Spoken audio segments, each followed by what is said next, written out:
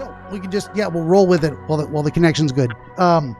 You were beginning to tell me if you had any of your own initial impressions, and then it got all wonky. So what were you trying to say? Yes, my initial impressions were of my fear. I thought it brought about was showing me more parts of me of my fear. That's how I connected it to. Okay, that was a strong impression that stayed with you afterwards, and then going back into it, that seemed the strongest connection. Looking at it a second time. Yes, yeah, and I felt a bit of how do I explain this? Of losing control. Okay. Yeah, of losing control and actually yes, and actually fearing losing control over a thing and not having any solution. Okay. Yeah.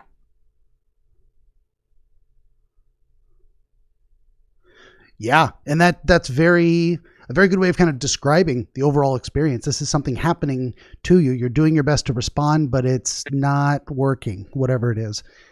Yeah, very good feedback on that.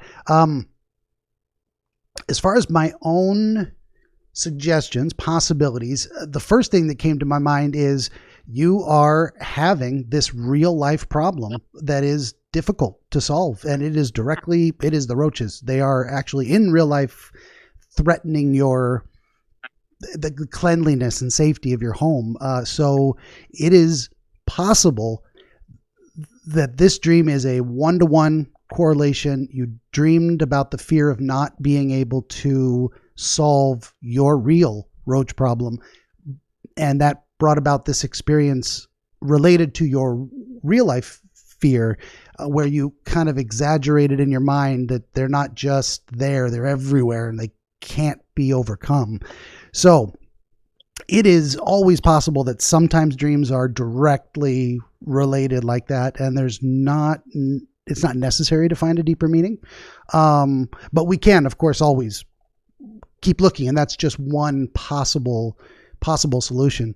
It would be like a person is going skydiving the next day, and that night before the jump, they dream their chute doesn't open because they're afraid, what if I skydive and the chute doesn't open? So sometimes dreams are really just directly related to, I'm experiencing this problem. I don't know what to do. I don't have a solution. And then our mind dwells on that in sleep and plays out a horrifying scenario of, what if I fail? What if I can't deal with this? I don't know if you have any thoughts on that, just in general, before we look at some other possibilities. Yes, I think so.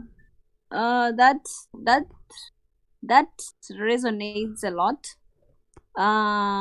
It resonates to say I've had this bit of a challenge, relationship wise, and I'm always that person that when things get out of control, I fear a lot.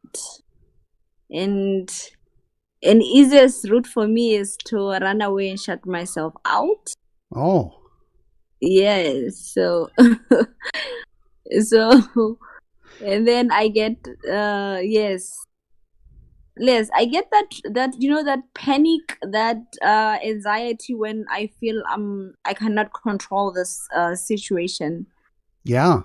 But there was a time I was given a chance to be able to control the situation, but somehow I couldn't.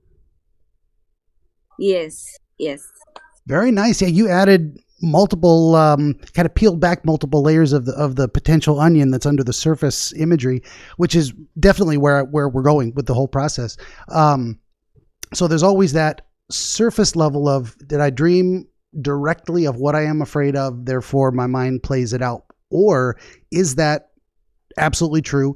and it's your mind processing a deeper pattern, which seems to be in you. This, as you were saying, this kind of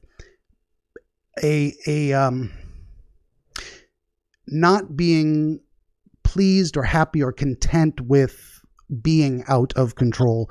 That is something you would tend to avoid or push away from or wish to overcome. And then to have this dream experience come and say, look at this part of yourself that is experiencing this thing, using a real life example of a current struggle and exaggerating it to show a larger pattern of behavior.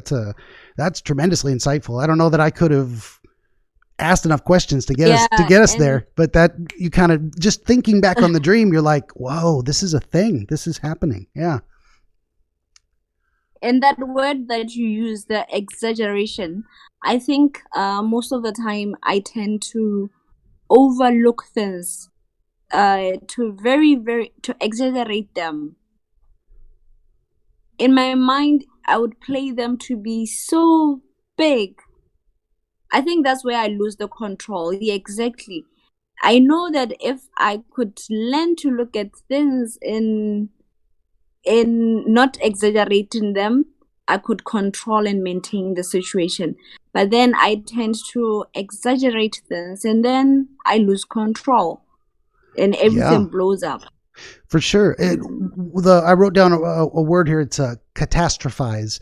And that just occurred to me. That may or may not be necessarily what's happening, but that's what came to my mind. So explaining the concept a little bit, there are things which are annoying. There are things which are a problem. There are things which are a big problem. And then there are things that are such a big problem. It's a catastrophe. It's a complete disaster. It's like the highest level of everything falling apart. So our human minds, what are we doing? We are problem solving machines. That's what our brain is. It's kind of designed to help us sense, interpret, and respond to the world. So our ability to imagine what's the worst thing that could possibly happen, that's tremendously useful. Like, what's the worst thing that could happen, back in 10,000 years ago, saber-toothed tiger, whatever.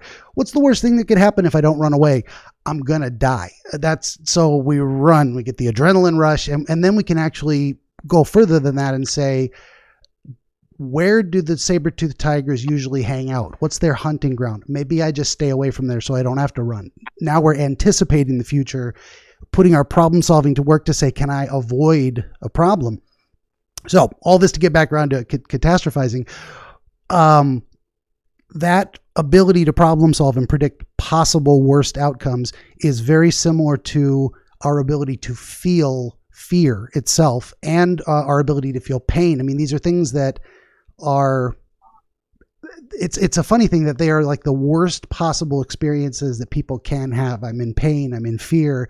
I imagine things very badly, but they're also the most useful tools we have to stay alive. So that's why they draw our attention. They're so intense. And then sometimes they get out of control.